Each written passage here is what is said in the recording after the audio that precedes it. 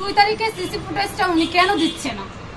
আর প্রশাসনরাও কেন নিতে পারতেছে না? না, উনি যেটা দেখাচ্ছেন যে আসলে তার প্রশাসন তার পক্ষে না, এই জন্য তিনি আপনার নামে হচ্ছে যে সাইবার ক্রাইমের মামলা দিয়েছে।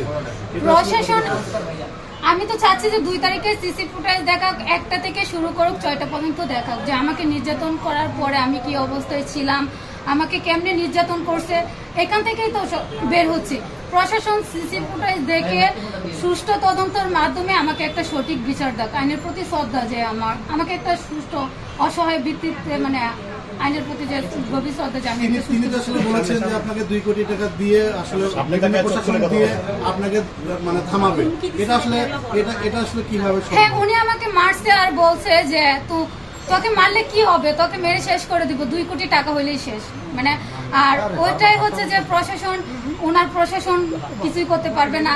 তারপরে হচ্ছে যে ওনার অনেক বড় বড় লোক আছে, এগুলা তো দিছে। না, আমাকে কোনো ফোন দেয় নাই।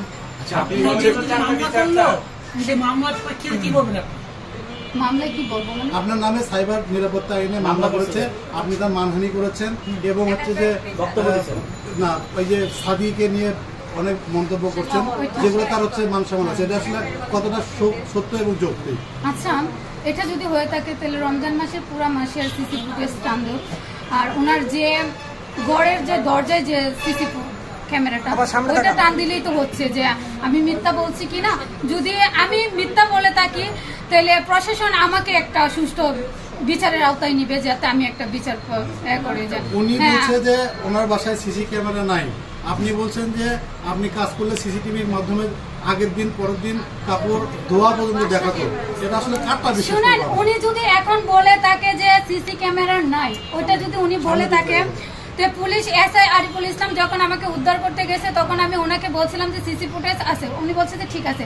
পরে আমাকে ওইখানে বসায় রাখা হয়েছে, বলছে যে 1-2 দিন পরে যেদিন আমি জিটি করব ওই দিন আমাকে বলছে যে তুমি থাকো, আমি ওনার বাসায় যাচ্ছি। আমি বলছি যে ভাই আপনারা সিসি ফুটেজ দেখবেন।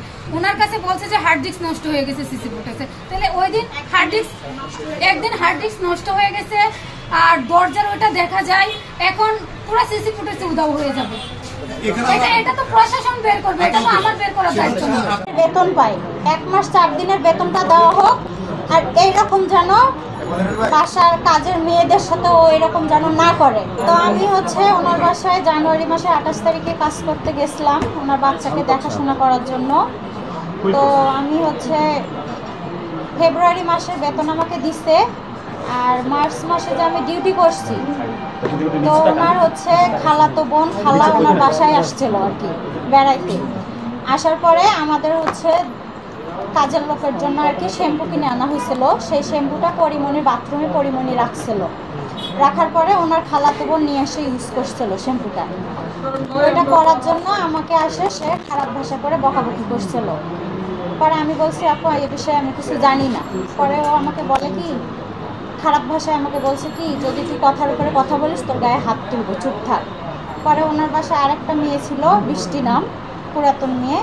ওকে বলে কি, বৃষ্টি তুই ওই মানে খারাপ ভাষায় বলছে, আমি ওগুলো আর বললাম না আর কি, যে ওই মেয়েটাকে বলছে কি পরে হলো বৃষ্টি কাল সকালবেলা ওই মাদিকে বের করে দিবি। তখন আমি বলছিলাম কি যে ও একটা কাজের লোক, আমিও একটা কাজের লোক, ও আমাকে বের করে দিবে কেন, আমি নিজেই চলে যাব, এরকম খারাপ ভাষা করলে আমি থাকবো না। পরের দিনে ওই সেই দিনই আর কি ভোর 4টার সময় এগুলো বকাবকি হচ্ছে, মার্চ মাসের 14 তারিখে সকালবেলা এগুলো 4টার দিকে বকাবকি। পরে আমি দুপুর 12টার দিকে আমাকে বের করে দেওয়া হয়েছে বেতন ছাড়া। পরে আমি ওই মেয়েটা ছিল বৃষ্টি, ওকে আমি বললাম যে আপুকে যে বলো আমার টাকাটা দিতে, আমি যে চলে যাব, আমার তো রিক্সা ভাড়া নেই, আমাকে 500 টাকা হলেও দিতে বলো, আমি রিক্সা ভাড়া দিয়ে চলে যাব। তো বৃষ্টি যে বলছে আপু ছোট টাকা চাচ্ছে, তখন পরিমণি বলছে কি যে দিছে তার কাছ থেকে নিতে বলিস। তখন আমি বাসা থেকে আমাকে বের করে দেওয়া হলো টাকা ছাড়া।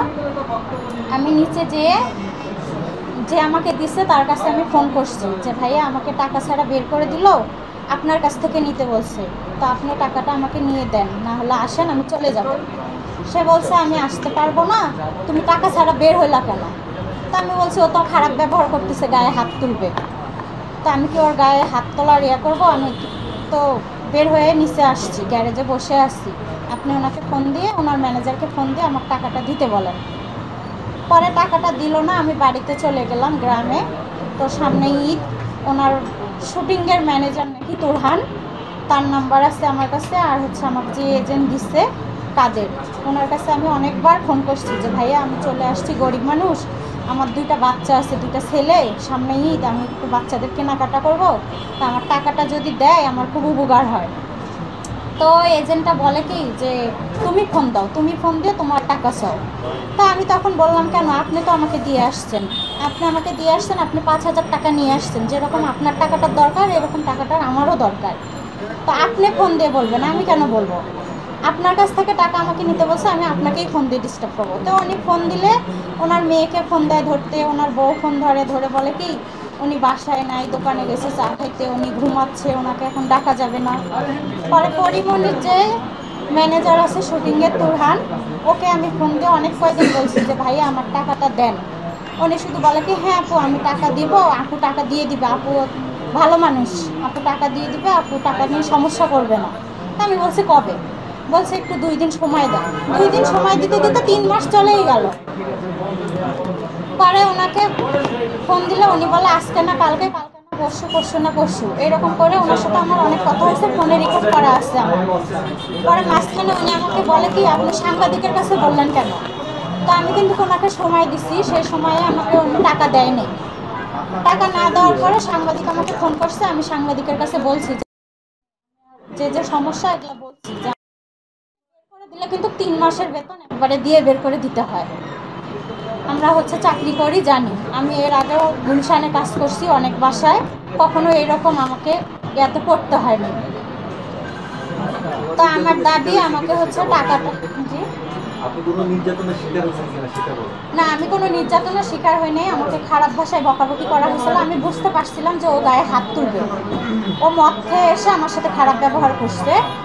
তো আমি বোঝার সাথে সাথে ওখান থেকে বের হয়েছি যাতে আমার গায়ে হাত তোলা হয় না। পরে আমি চলে আসার সময় পিঙ্কিকে বলে আসছি, কারণ পিঙ্কির আগে আমি গেছিলাম, তো আমি ওর ব্যাপারটা যেহেতু বুঝতে পারছি, আমি সাবধানে থাকো, ফোন সাবধানে রাখো, ও কিন্তু কথায় কথায় গায়ে হাত তোলে। এর আগেও মানে পিঙ্কির আগে আমি গেছি, আমার আগে 2টা মেয়ে ছিল, আমি যে দেখছি ওদেরকেও বেতন দেয় নাই, ওই মেয়েটার গায়েও হাত তুলতো। ওই মেয়েটার নাম হচ্ছে রিশমা, বরিশাল বাড়ি, পরিমণির ওই দিককালির রোগ। 3 মাসের বেতন ছাড়া ওকে বের করে দিচ্ছে। আরও একজন ছিল, ও হচ্ছে বেতন পাইতো 15 দিনের, ও একদিন ছুটি নিয়ে চলে গেছিলো, ওর বেতনটাও আটকাই দিচ্ছে, বেতন দেয়নি। 2 জনকে আমি দেখছি।